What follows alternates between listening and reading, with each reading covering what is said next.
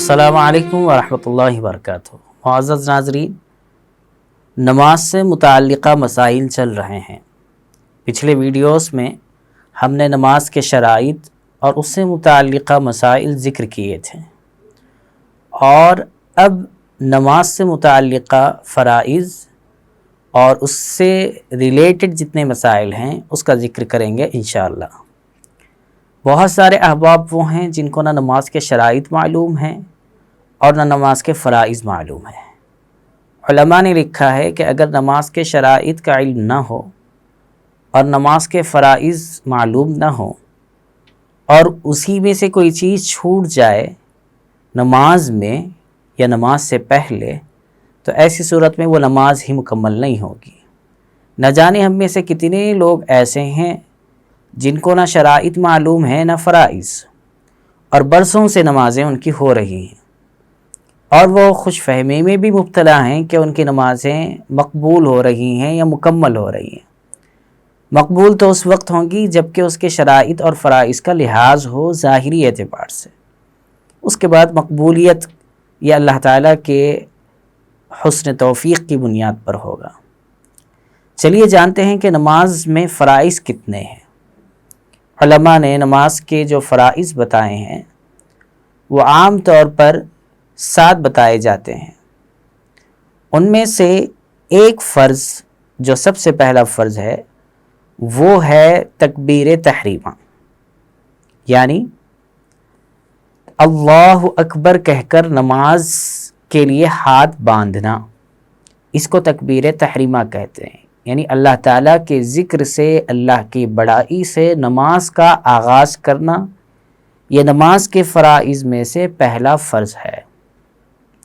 دوسرا فرض علماء نے لکھا ہے کہ فرض نماز ہو یا واجب نماز ہو یا پھر ایسی نماز جس کی ہم نے نظر مانی تھی کہ اگر میرا فلاں کام ہو جائے تو میں 2 رکعت پڑھ لوں گا یا میں 4 رکعت پڑھوں گا، اس کو نظر کہتے ہیں۔ یعنی نظر ماننا، نیت کرنا، ایسے کام کے اوپر موقوف رکھنا نماز کو کہ میرا فلاں کام اللہ تعالیٰ آپ بنا دیں تو میں اس کے شکرانے میں یہ نماز پڑھوں گا، اس طرح کی نیت کرنا، اس کو نظر کہتے ہیں۔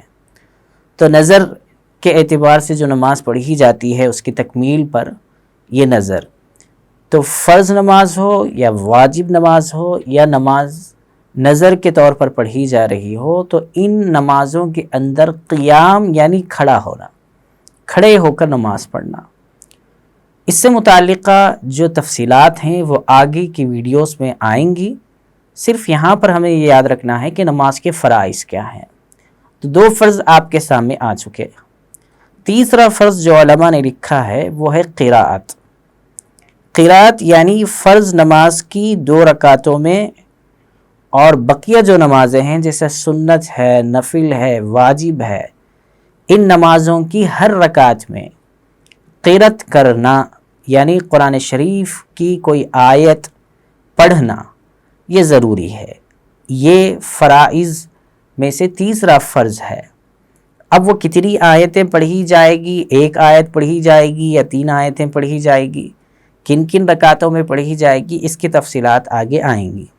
ہمیں صرف یہاں پر یہ یاد رکھنا ہے کہ نماز کے فرائض میں سے تیسرا فرض قرأت کرنا ہے۔